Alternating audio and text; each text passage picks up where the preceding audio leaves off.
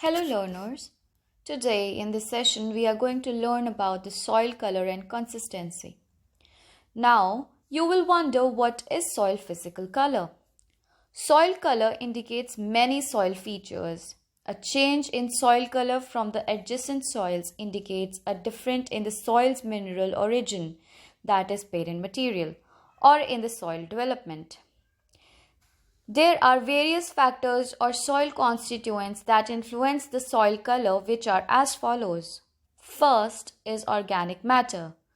Soils containing high amount of organic matter shows the color variation from black to dark brown. Whereas iron compounds, that is, soil containing higher amount of iron compounds generally impart red, brown and yellow tinge color. Now we will understand about the soil consistency. Soil consistency provides a means of describing the degree and kind of cohesion and adhesion between the soil particle as related to the resistance of the soil deform. Plasticity of soil. It is a property of soil by which it undergoes deformation without cracking or fracturing. Thank you.